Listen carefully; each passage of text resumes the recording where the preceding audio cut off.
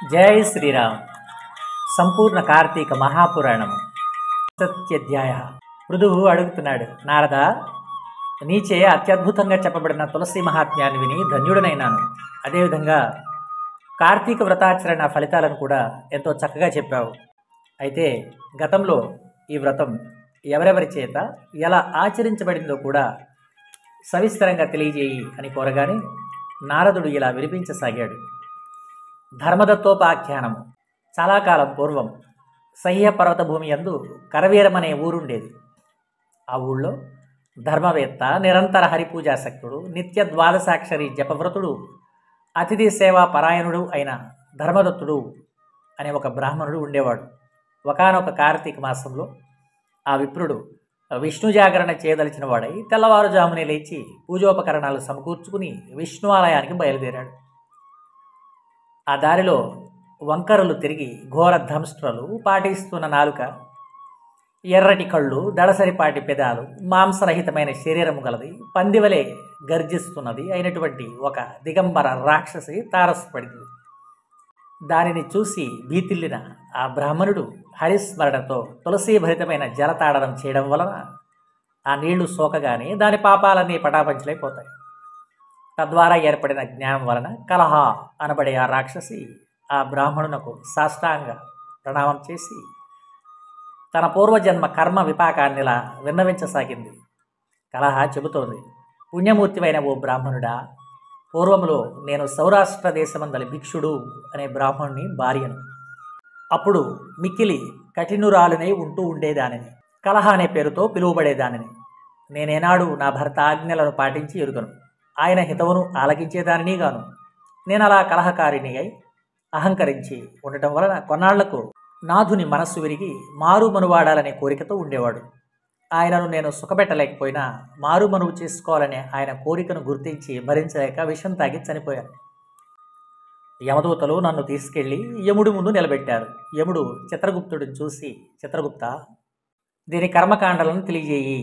శుభమైనా అశుభమైనా సరే కర్మఫలాన్ని అనుభవించవలసినదే అని అన్నాడు. అందుమీదట చిత్రగుప్తుడు, ఓ ధర్మరాజా, ఇది ఒక మంచి పని కూడా చేయలేదు. తాను షడ్రసోపేతంగా భోజనం చేసిన తర్వాత కూడా భర్తకు అన్నం పెట్టేది కాదు. అందువల్ల మేక జన్మమెత్తి బాధిష్టేగుగాక.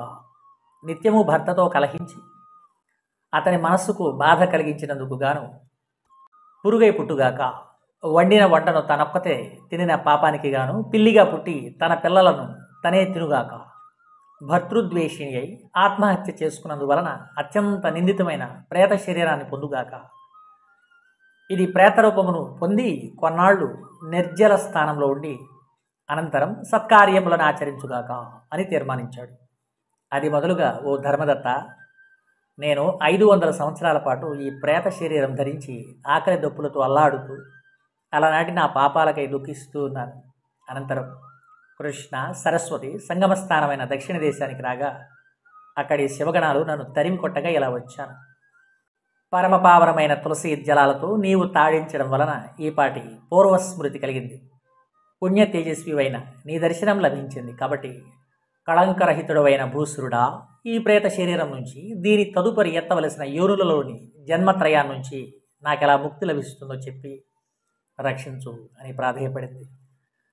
కలహ చెప్పినదంతా విని కలతపడిన మనస్సు గలవాడైన ఆ విప్రుడు సుదీర్ఘ సమయం యోచించి దుఃఖభార హృదయుడై ఇలా చెప్పసాగాడు. 20వ అధ్యాయము. ధర్మదత్తుడు చెబుతున్నాడు, ఓ కలహ, తీర్థాలు, దానవ్రతాలు చేయడం వలన పాపాలు నశించిపోతాయి. కానీ నీ ప్రేత శరీరం వలన వాటిని ఆచరించేందుకు నీకు అధికారం లేదు. అదిగాక 3 యోనులలో 3 జన్మలలో అనుభవించవలసిన కర్మ పరిపాకం స్వల్ప పుణ్యాలతో తీరదు. అందువలన నేను పుట్టి బుద్ధిరిగిన నాటి నుండి ఆచరిస్తూ ఉన్న కార్తీక వ్రత పుణ్యంలో సగభాగాన్ని నీకు ధారపోస్తాను. తద్వారా నీవు తరించి ముక్తిని పొందు. ఈ విధంగా చెప్పి ద్వాదశాక్షరి మంత్రయుక్తంగా తులసి తోయాలతో ఆమెను అభిషేకించి కార్తీక వ్రత పుణ్యాన్ని ధారపోశాడు. ఉత్తర క్షణంలోనే కలహ ప్రేత శరీరాన్ని విడిచి దివ్యరూపిణి అగ్నిశిఖవలే లక్ష్మీకళతో ప్రకాశించింది. అమితానందంతో ఆమె ధర్మదత్తునికి కృతజ్ఞతలు చెప్పుకుంటూ ఉండగానే విష్ణు స్వరూపులైన పార్షదులు ఆకాశం నుంచి విమానంతో సహా వచ్చారు. వారిలోని పుణ్యశీల సుశీల అనే ద్వారపాలకుల చేత కలహ విమానమందాసినిగా చేయబడి అప్సరోగణాల చేత సేవించబడసాగింది. ఆ విమానాన్ని చూస్తూనే అందులోని విష్ణుగణాలకు సాష్టాంగపడ్డాడు ధర్మదత్తుడు. సుశీల పుణ్యశీలులిద్దరూ అతన్ని లేవదీసి సంతసం కలిగించే విధంగా ఇలా చెప్పసాగారు. ఓ విష్ణుభక్త, దీనులయందు దయాబుద్ధి గలవాడవు, ధర్మవిధుడవు, విష్ణుభక్తుడవు అయిన నీవు అత్యంత యోగ్యుడవు.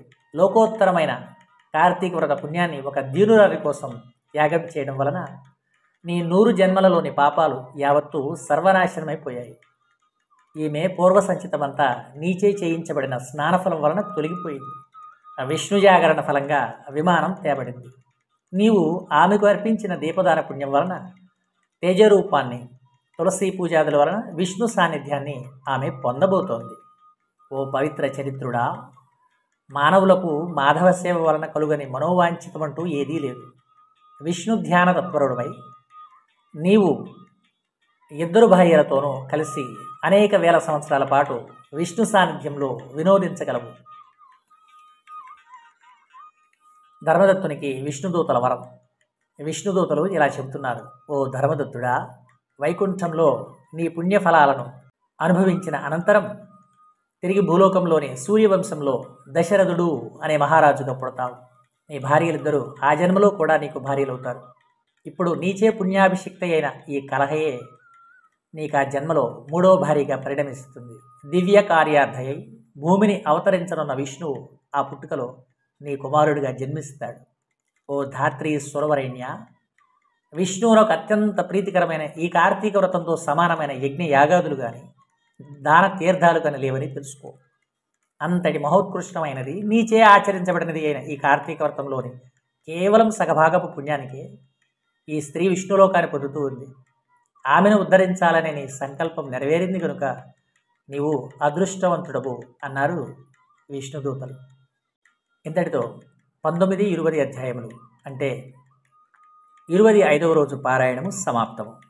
సంపూర్ణ కార్తీక మహాపురాణం యొక్క విశేషాలను మీకు తెలియజేస్తున్న వారు శ్రీ కోదండ రామాంజనేయ స్వామి వారి దేవస్థానం, ఫైర్ స్టేషన్ ప్రక్కన IIIT దగ్గర, మైలవరం రోడ్, నూజివీడు, ఏలూరు జిల్లా, ఆంధ్రప్రదేశ్. నవంబర్ 15, 2025. సర్వే జనా సుఖినో భవంతు, సమస్త సన్మంగళాని భవంతు.